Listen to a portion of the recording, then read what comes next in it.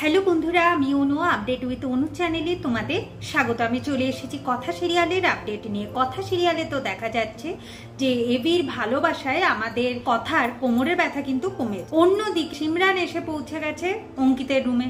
সে নাকি কেমিক্যালের প্র্যাকটিক্যাল এখানে শিখতে চায়। এরপর অঙ্কিত সিমরানের কাছে রিকোয়েস্ট করে যাতে তার বন্ধুরা জুনির পেছনে না লাগে, জুনি পড়ালে সেটা যেন বোঝে, জুনির সাথে যেন তারা বন্ধুর মতো মেশে।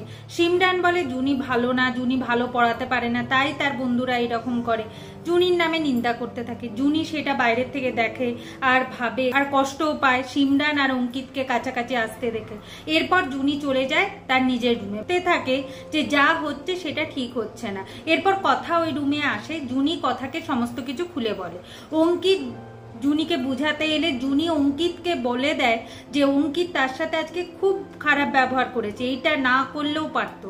কি না, অঙ্কিত কেন জুনিকে ভুল বুঝেছে সে তো জানতে চাইতে পারতো যে জুনি কেন দেরি করেছে। সেটা না জেনে স্যারেদের সামনে, স্টুডেন্টদের সামনে জুনিকে অপমান করলো। স্টুডেন্টরা সেটাতে পেয়ে বসলো। জুনিকে কি না কিভাবে অপমান করে, এইভাবে জুনির পড়ানো সম্ভব নয়। এখন অঙ্কিত জুনিকে বোঝাতে চাইছে যে স্টুডেন্টদের সাথে টিচারের বন্ধুর মতো সম্পর্ক গড়ে তুলতে হবে। ওদেরকে ছোট সে বড় এইসব ভাবলে চলবে না, তবেই পড়াতে পারবে। এখন আমাদের এভিও বোঝাতে এসেছে, আবার সেই বোঝাতে গিয়ে কথা এবির মধ্যে ঝগড়াও বেড়ে যায়। তাই জুনি কোনোভাবেই অঙ্কিতকে আর মন থেকে ক্ষমা করতে পারছে। অন্যদিকে আমাদের সিমরান আর চিত্রা খুব আনন্দ পাচ্ছে এই জুনি আর অঙ্কিতের ঝামেলা দেখে। সিমরান বলে এইভাবে আস্তে আস্তে জুনিকে আমি অঙ্কিতের জীবন থেকে সরিয়ে দেব। চিত্রার তো আনন্দের শেষ নেই।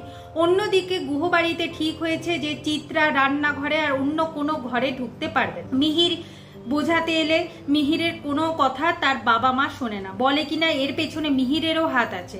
তাহলে তার বাবা মা মিহিরকে কেমন করেই বা মানুষ করলো। চিত্রা বলে আচ্ছা, আমি তো আশার থেকে এত কথা শুনছি, আপনারা ক্রিমিনালের কথা বিশ্বাস করছেন, ওই তিলক ক্রিমিনালের। এখন শশীভূষণ গুহ বলে যে তিলক ক্রিমিনালের কথা যদি আমি নাও বিশ্বাস করি, তাছাড়াও তো বাদ বাকি দোষগুলো তোমার, তাই আমি কোনোভাবেই তিলকের কথা ফেলতে পারছি না। এখন চিত্রা বলে আচ্ছা, তার মানে আমি হলাম বাড়ির সব থেকে খারাপ বউ, কথা হলো বাড়ির সব থেকে ভালো বউ। কথা যে আলাদা করে বিজনেস খুলেছে সেটা কোনো দোষ করেনি।